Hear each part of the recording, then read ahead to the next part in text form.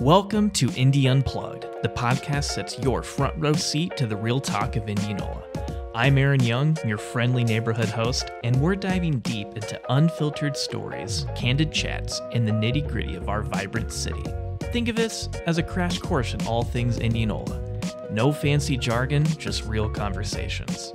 So, get comfy, hit that play button, and let's explore the heart and soul of our community together on Indy Unplugged. Welcome back to another episode of Indy Unplugged, a City of Indianola podcast. And today we're going to have a wonderful conversation with our very own Chief of Police, Brian Sher. Chief Sher, how are you doing today? I'm doing great. I'm so happy to be here, Aaron. I think these are wonderful. You're doing a great job, and I hope lots of people get to listen to them. Appreciate it. Yeah, no, I think the response so far from the community on these podcasts has been overwhelmingly positive. A lot of engagement from our community tuning in and listening to all these conversations. And we're just at the beginning of so many great talking points and so many great conversations we're having collectively throughout the city of Indianola. But you've been with the police department now for roughly 30 years, right? I'm in my 30th year, so yeah, I've been here a long time. Just talk about the progression of your career and just help people get a better idea of who you are as a person and as a professional. Absolutely. So I'm a Hawkeye, graduated from the University of Iowa in 1993, go Hawks. From there, I started applying places like a lot of young people do when they want to get into law enforcement. So I applied at Indianola and I applied at Clive. And fortunately for me, Indianola called first, and I accepted the offer. And I've been here ever since September 15th, 1994 is when I started. Man, just how much change or just how much has this town evolved over your 30 years? I mean, that's a whole nother podcast we could talk about. But, you know, as we're getting into my career here, what you wanted to talk about, things have changed drastically in the last 30 years. I remember when I first started, the officers, the public did not know I was a police officer. I got hired to work undercover for as long as I could. So from September to December, I worked undercover. The chief of police and I had one other contact with the sheriff's office were the only people that knew I was a police officer. And my job at the time was to gather intelligence and purchase narcotics. Back in 1994, the older generation here will remember that we used to have a terrible problem with kids, narcotics, and alcohol on the square. There were hundreds and hundreds of kids that would gather there every weekend.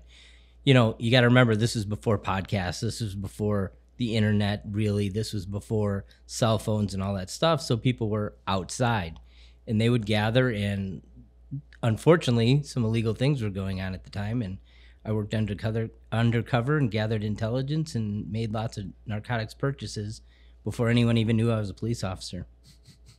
Wow.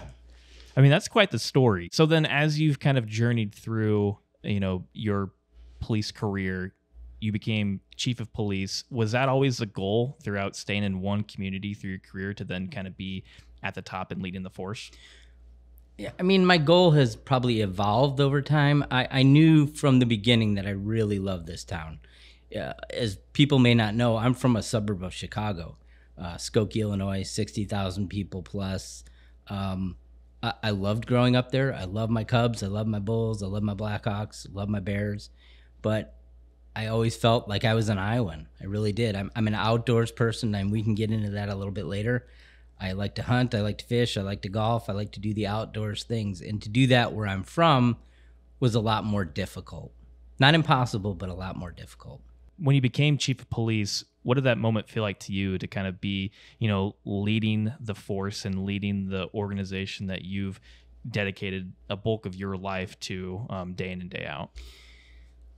Boy, that's a loaded question. So what did it feel like? So for the public to know, I've held every job at this police department, every single job, including janitor, garbage taker-outer, drywaller, every job. You know, we do our own stuff. We don't fleece the taxpayers with stuff that we can do. So, I mean, I've literally held every job from patrol officer to, for 5 years, I was the Warren and Marion County Drug Task Force coordinator during the beginning and height of the methamphetamine lab issues. yeah, all the way to becoming the chief. I mean, it was one of the greatest achievements of my life. I mean, it is. Besides my 4 kids and my wife, it ranks right up there. If you ask my wife some days, she'll tell you it ranks higher. But we try not to. We try to leave work at work, but it doesn't always happen that way. Yeah. So having kind of all those various experiences in terms of those different roles within the department, is that kind of the mantra, the tone that you try to set for officers coming through their ranks to the department, to be like, hey, there's a job that you can take advantage of if it impacts the community and involves, their quality of life, go for it. When I became interim chief, and this was July of 2021, we had a supervisors meeting, and it wasn't at office, it was at my house. I wanted to do something different. I wanted to shake things up. And we sat there, and I capped the meeting at 2 hours. I said, okay, Rome wasn't built in a day. We're not going to rearrange things in one meeting. 6 hours later, we were still there. We had our whiteboard out, and the guys were just excited about the possibilities that were here. So if you don't know, we've lost a lot of great officers to other agencies. Our only goal of that meeting, we had one goal, and that was, what can we do to retain people? And so we created opportunities. It wasn't about, lots of more money or anything like that. It was about creating opportunities for people. So what we did was we put a cap on how long an officer could be in the detective role, 4 years. Then it rotates out. It gives someone else an opportunity. SRO came about. Well, we're looking in now with the school district possibly for a second SRO, K-9 program, drone program. We've done a lot of things where people can have ownership and opportunities at the police department, so hopefully they stay. You're really evolving the landscape of the opportunities that officers have available to take advantage of, but even furthermore, the community, where they may not know that we have a drone program, or maybe they've lived under a rock and still don't know that we have a K-9 program with the fundraising that's gone through to bring Kilo on board. I think that's very cool. I think it's in a way, it's also out of the box thinking to be creative with, we are competitors with our counterparts across the county and even around central Iowa, but there's plenty of things for officers to take advantage of and to grow their career and to still make an impact for the community right here in Indianola. Absolutely. I mean, the sky is the limit, and we're not done. We're really just getting started. You talk about opportunities, and things have evolved so much in the last couple years where you can do really what you want to do within our umbrella and have the autonomy and the freedom to do that sort of stuff. It's been wonderful. Yeah. So when you think about the term community policing, which you use regularly, what does that mean to you? So community policing can mean a lot of different things depending on where you're at. Indianola is unique. As you know, Aaron, you've worked here, 6-8 months now? Oh, yep. Yeah. So Indianola is definitely a unique community. What works here may not work in Des Moines or West Des Moines or one of the other suburbs. So what we've done for community policing is we take initiative to do different activities, and it is about, for us, giving back. The motto is protect and serve, okay? We're really good at the protection part, and we're getting so much better at the serving part. We do so many events throughout the year that, we give up a lot of our weekends. We give up a lot of our nights. For an example, right now, we have the Peacemakers versus the Pacemakers. It's a granny basketball game. The entire department will be there. And this one is a fundraiser for our K-9 unit. No, it's very cool. And you talk about just the different examples of that community outreach. I mean, one that's even more recent is with the balloon patch sales that were sold out within 3 hours because of limited supplies. And now you're asking, or the community is asking the police department, hey, when's that next round of opportunity to purchase these going to be? Because I want to get one. Right. So we have, 24 different patches that we've done. We'll talk about the balloon one in a second. My favorite one is the Iowa State. So before the big game, the big football game every year, the officers get to decide which patch they want to wear. And of course, I wear 2 Iowa patches. I feel sorry for those Iowa State fans, but whatever. And so the bet this year was between myself and Captain Hawkins that the loser has to wear the winner's patch on Monday, and Rob proudly showed off his Hawkeye patch on Monday. So we have fun with it. Getting back to the balloons, yeah, we had, 30, 40 extra patches, and literally 3 hours, they were gone. There's more on order, folks. We want to do what we can. The Balloon Museum, right? That is one of the fixtures of this community. It should be supported. It should be supported the best we know how. And yeah, $25 a patch. There's more coming.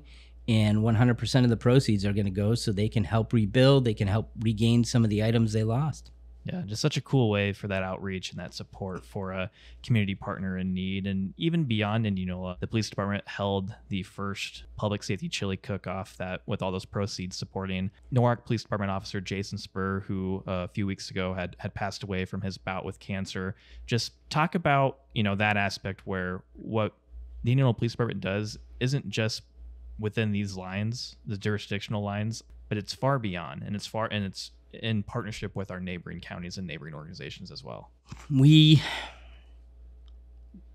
wanted to do something for one of our brothers who was sick, and we sat down in a room and came up with the chili cook-off. We here at the Indianola Police Department, we don't care whose idea it is. We don't operate that way. I don't operate that way. We took the word "I" out of our conversations. We don't do that. We decided chili cook-off was the way to go. And fortunately for us, we had a humongous turnout. We raised over $6,000 for his family. We wanted his family to concentrate on Jayson and not about bills, not about worrying about stuff. And 100% of those proceeds went to his family.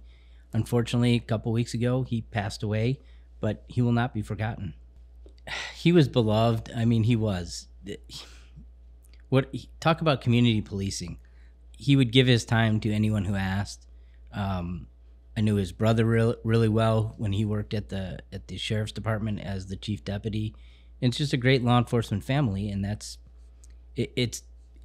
too bad that a 46-year-old has to die from cancer. But he will not be forgotten. We will not ever let his memory be forgotten, and what he did to that community, what he did for Warren County. Transitioning gears now to the overall makeup of the Indianola Police Department. How many officers do we have on staff? Who are the people that make the organization what it is today? So we realigned a little bit when I became police chief. We now have a chief, a captain, 2 lieutenants, and 3 sergeants, and then the officers and the clerical staff. So that is the makeup of our police department. We have 3 shifts, obviously, and there's a sergeant in charge of each shift. All 3 of my sergeants have a year experience as a supervisor, just due to the upward mobility. Because I got promoted, that means there's room for promotions below. We have not a lot of experience in the supervisor roles. The captain was the lieutenant for about 12 years, so he has a ton of supervisory experience. Lieutenant Largest has about that as a sergeant. So there, at the upper part, there's a lot of experience. When you move past that, there is not as much experience. But I tell you what, we promoted 3 people with great heads on their shoulders, and they can learn from us. What are those prime characteristics that you look for in a successful leader or just a successful employee within the department? You got to work. We could think of all the mantras and all the sayings and everything, but the bottom line, we've really simplified it. It's do your job. That's all it really comes down to, is do your job. If you do your job and you do your job well, that's what I'm looking for as the next leaders of this department.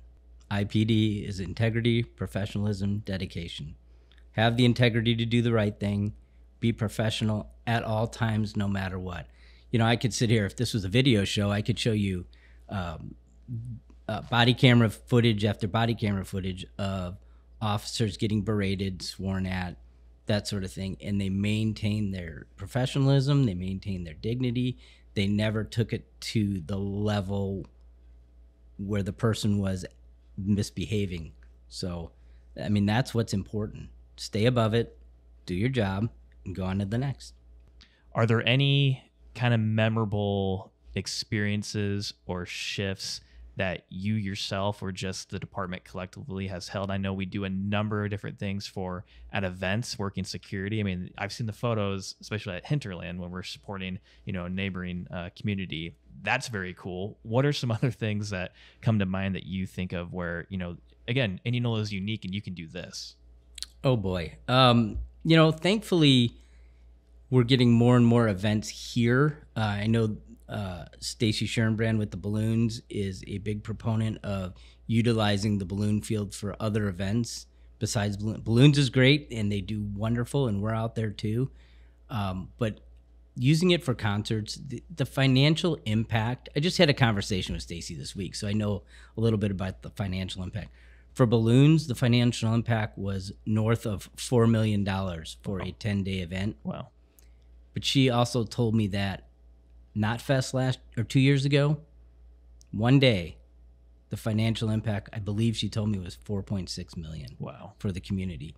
So we wholeheartedly support these events. Yes. Are they taxing on us? Yes. Are they huge logistics issues? Yes. But we're pretty good at logistics. And we love having these events. Keep them coming. It's great for the community. It's great for the balloons. And we have a great time at it. And how actively involved is Indianola PD? We've included Indianola Fire and maybe some other city agencies of kind of part of those pre-planning conversations, whether it be, over at the balloons or other event organizers who want to host an event here in town. Well, Aaron, you know the answer to that, right? We just had a meeting last week. 92 revivals coming May 4th. And, everyone from the police chief, the fire chief, down to the communications director, because, we have things that are closed that day, roads that are closed that day, and it's important to get the community on board and give them the most accurate and timely information we can. And while you are at those events, I mean, obviously safety is that number one top priority, right? Absolutely, 100%. I think it was last year or 2 years ago at Hinterland, there was a storm coming and the lightning got within the parameters of time to clear the event. We had the event cleared in under 15 minutes, had to clear, I think it was 16,000 people out, and then it passed and we had to get them back in through the same way that they came in originally. They had to go back through the magnetometers to make sure. And so it was a safe event. Yeah, no, I mean, it just goes back to the importance of that pre-planning because, you have storm spotters, you have all these different technologies, which I want to get to that too with technologies. How has technology shifted throughout your career when you first started to where we're at today with all the different aspects that you have to utilize as a department within your own vehicles and just through investigations to some of the things that the community's seen? That is a wonderful question because on my desk, I keep my beeper. So back in 1994, I had to keep a beeper on me 24 hours a day. For those of you that don't know what a beeper is, it was a pager that would beep with a phone number that you had to call back. So when I came to work, I had my beeper and I had a pocket full of quarters because I never knew where I was going to be. And I knew where all the payphones were throughout the county because as leading the Warren and Marion County Drug Task Force, I didn't sit at a desk. I was out surveilling. I was out trying to get vehicles stopped, out watching places, and my beeper would go off and I would have to find the closest phone to make that call. It could have been an informant. It could have been something important. So, I mean, that's how things have changed. The police chief was not allowed to live outside of the city when I first started, but technology has come so far that you got your cell phone and it's 24/7. Anyone can get a hold of you at any time. Man. And just what about the technology like within your vehicles and what you guys are able to do when you are conducting your business and just how things have just drastically changed for the better to be more efficient? Back in the 90s, when you arrested someone, you wrote your citation, hand wrote your citation out, and you wrote your probable cause for the arrest out, and you handed it to an administrative assistant, and they would type it on the typewriter, and then you'd make copies, and that copy would have to go to jail, and a copy would have to go to our folder, and then you go on to the next. Boy, have things changed. Everything, we have computers in the car now. Everything is computer generated that way. it's amazing the changes. I'm a dinosaur, and I've seen all these changes, and we have kept up with the technology. One of the changes that the community is seeing right now, and we've seen a lot of active conversations both online and just in person, would be those cameras that we're seeing on some of our roadways here in town. Can you just shed some light into what those devices are and kind of what they're doing here? We are not the first community to have these devices. They're all over Central Iowa. They're all over the United States. If you drive up to the mall, you go by about 18 or 20 of them. They are license plate readers, and only license plate readers. They do not generate tickets. They do not do anything like that. Altoona, Ankeny, Clive, Johnston, Pleasant Hill, Urbandale, Waukee, West Des Moines, they all have these devices. So we're going to have 12 of them in place, and all they are is license plate readers. They read the license plate, and they take a side or back profile image of the vehicle. We can't tell who's in the vehicle. There's no pictures of people in the vehicle. There's no audio, nothing like that. What they are good for is stolen vehicles, missing and endangered children, missing and endangered people. That's what these cameras are going to be used for. And so far, there are about, as of this recording, there are about 4 installed currently in town. Is that correct? Yes, 4 installed in town, and there's going to be a total of 12, yes. And I know that there's been some discussions about how this is funded. Can you just shed some light into kind of that process and kind of what that cycle will look like? Sure. The first 2 years have been funded by ARPA funds, the American Rescue Plan Act through Warren County. And after that, it's my responsibility then to go to the city council and ask for continual funding for these. Just how important are these cameras? Albeit, as you just said too earlier, they're not to get you doing traffic violations or anything else of a crime. It's merely for the aspects you address. Just how important is that for the community? I mean, it's so important. We have crimes all the time. Let's use a big box store, for example. We have one at the north end of town that occasionally gets things stolen from them. Well, their cameras only go so far. It might get a vehicle description, a red truck. Well, if something gets stolen and the suspect is in a red truck, we can go to our cameras and we can enter red trucks and find one that matches the footage or matches the description. And then we have a license plate, we have a lead, we have somewhere to go. So this is going to help immensely solve crimes. And within that data and this footage, it's all stored through Indianola Police Department, and dedicated officers have access to this, and only they have access to this. Is that right? That is right. If we have a crime in another city, or another city has a crime that it's a vehicle related down here, they have to give a case number and a reason to access this. This isn't like free will. We can look up whoever we want to look up. We want to see where the city manager is going. It doesn't work that way. Everything is recorded. Everything is audited. We're going to keep a tight rein on things, and we have a great policy in place to do that. Now, going back to the overall aspect of the department, what were some of the successes and highlights that you can share, or just the overall moments of pride that you take from last year's Indianola Police Department? Let's start with our school resource officer. So we were the last big school to go to a school resource officer program, and it was overdue. We all recognized it was overdue, and the school was great to work with to get this implemented. And, you know, our first piece to this was, who is the right person for this job? It's not a retirement gig where you can go and just sit there at your desk. We wanted someone engaging. We wanted someone friendly. But we also wanted someone that when it was serious time, it was serious time, because things happen at schools. We've seen it all over the country. So Jay Hackett was chosen as our school resource officer. He's in his 5th year now, so we like to say he's a super senior this year. You know, maybe he'll graduate next year. He's staying as long as he's comfortable out there, and he loves it. Trust me, we talk every day. He is the right person for this job. He's a big teddy bear. If you've ever met Jay, he's loud. He's always has a smile on his face. He's just a big teddy bear. Some of the concerns up front before this program was started that this will be a pipeline to the criminal justice system. And that was absolutely one of our goals, not to have that happen. So most official interactions with Jay are handled informally. They're handled, there may be a police report, which is a formal thing, but it's for record keeping. But most of it are handled through the teachers, the student, and the student's parents.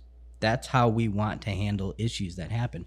Now, occasionally it happens where criminal charges are filed, but I know Jay, I have some stats here in front of me. I know Jay responded to 544 official incidents in 2023. It means a report was done. May seem like a lot. Jay deals with a lot of mental health issues, and he's trained in it. He's had advanced training in it. Of those 544 incidents, only 32 led to criminal charges. So as you can tell, this is not a pipeline. This is not our goal to charge people and just get them in the criminal system. But sometimes it happens, and it has to happen. Wow. No, I mean, just the impact alone, you share those numbers, and with Officer Hackett and his advanced training, I mean, that's remarkable. And he's also, as we've celebrated during the Granny League basketball game, your 2000, I think the actual title of it is the fiscal year 24 Employee of the Year for the City of Indianola. Just how deserving is Officer Hackett for this distinction? First of all, this is not a police department award. This is a citywide award voted on by the City Engagement Committee, and we have a lot of deserving people at the city. Don't get me wrong, a lot of hard workers. Jay deserves it. He's worked very hard, especially last 5 years in the school. He knows that, especially at the beginning, all eyes were on him and how this was going to go, which in turn, all eyes were on the police department, all eyes were on the city. And he has done a fantastic job making this one of our greatest successes. He not only represents the police department well and the schools well, he represents the city well. He's fantastic. I hope he never wants to leave the job. He makes my life easy. What about some other stats or findings that you'd like to share from the report, or anything else that's important that you want to share regarding the police department? Yeah, so this is going to air in about a week, and I'm hoping to have our 2023 annual report posted by then, and I'm going to give a presentation in front of council. I think that's coming up first part of May. But one thing I'm proud of that we implemented this year was the DARE program. We brought the DARE program back. In this day and age of social media, when people think of the DARE program, they think, drugs. And yes, that is a big aspect of it.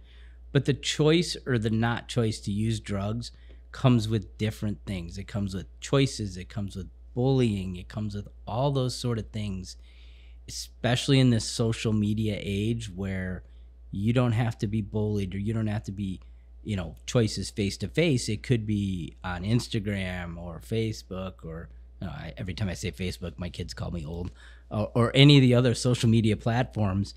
And we're very proud to bring DARE back. It's been a long time since we've had it, and first DARE graduation's coming up again, and it's been a great success. Officer Ross Marshall is our DARE instructor, and he's doing a fantastic job. In 2023, we brought a new officer on, and his name is Kilo.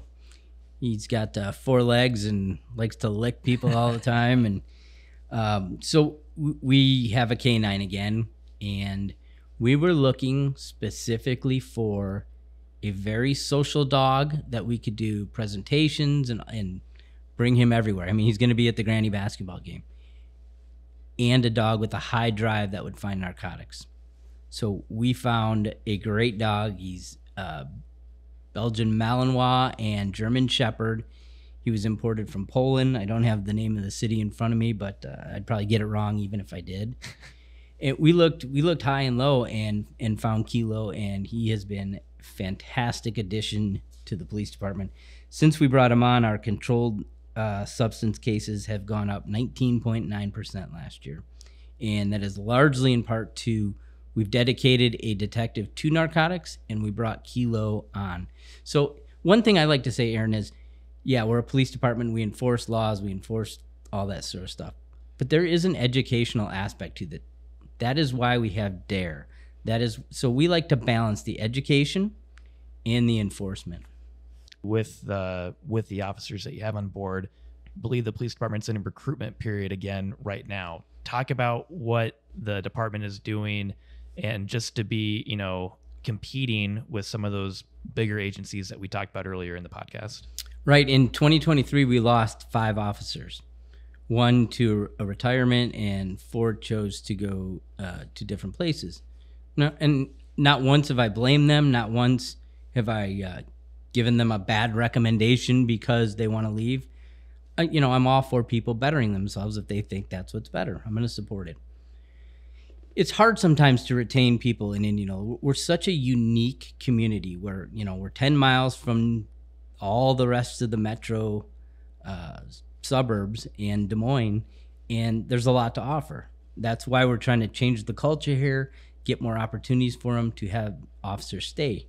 Right now, we're in great shape. We have 1 unfilled position, which was a authorized 24th position. So we're finally almost at full strength. I can see the pot of gold at the end of the rainbow. We get that 24th person, and then we can really start doing a lot of different things. And the department, in connection or in joint efforts with the community development department, a newly created position with the community services officer. Talk about that position and the individual that just recently began that role. So the community service officer is a shared position between community development and the police department. He's a civilian. He does have a different type of uniform. You will see him out and about, and he is going to help with from the police side, things such as unlocking cars that people lock their keys in, lock their dogs in, lock their kids in once in a while. Traffic control, funeral escorts, those sort of things, which will free up the certified police officers to concentrate on the crimes and that sort of thing. For community development, we'll work on code enforcement. I know I've talked to Charlie DeSella, our community development director. He's got a new title now, and I can't tell you what that is, but that's one of his roles. They were very reactive to those sorts of complaints. Well, hopefully now they can be a little bit more proactive and be greater on the reactive side, have a faster turnover to resolve the complaints that come into Charlie's office. Yeah. And just how vital is that role? I mean, you talk about it's freeing up your certified police officers from having to do those important tasks, don't get me wrong, but then also from the community development side, being able to continue to keep that upward trajectory of successful completions of inspections and not having too many delays. Just how vital, as we're starting to shift and grow our community, is this role specifically? It's going to be huge. I'm a believer in the broken windows theory, which I don't know exactly where it came from, but Mayor Giuliani in New York, he believed in that. And crime was reduced so much by you fix the things that need fixed, and it doesn't attract that element of people. You fix the broken windows, you fix the junk in the yard, you fix the mowed yards, you fix all those things that need fixed, and it beautifies the community. It helps the community grow. We have RAGBRAG coming, right? That's not a secret. And we want to put our best foot forward. We want to show people our beautiful community, the beautiful Simpson College, the square, how vital it is. And, we want it to look great for that day. And we want it to look great the other 364 days, right? So that's part of the role of the community service officer. Lastly, Chief, I just want to open up the floor for you to share any closing thoughts or remarks that you have, or anything that we might be missing. No, I mean, so 30 years into it, my wife says I need to work longer, so I'm going to keep working. No, I'm so grateful to work here at the City of Indianola. I'm grateful to have my job. The men and women that work at the police department and work at the city. This is a great place. Well, Chief, I want to thank you for your leadership and what you are doing, leading the Indianola Police Department, but also leading the city through the various things, the various efforts that you do day in and day out, 365 days a year, even on vacation.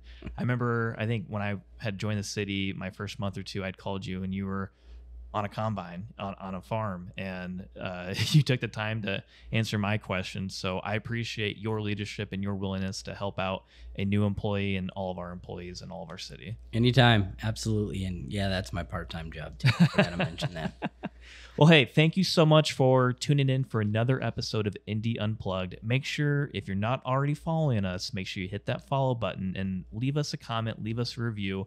Again, this is our 4th episode of Indy Unplugged, so we're a little bit new on dabbling into the podcast game. So provide us with your feedback, your comments, your questions, and maybe someday you'll be a guest on Indy Unplugged.